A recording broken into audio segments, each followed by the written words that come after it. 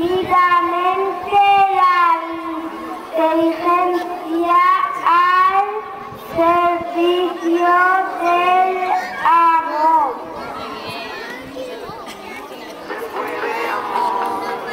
Que nadie se haga ilusiones de que la simple ausencia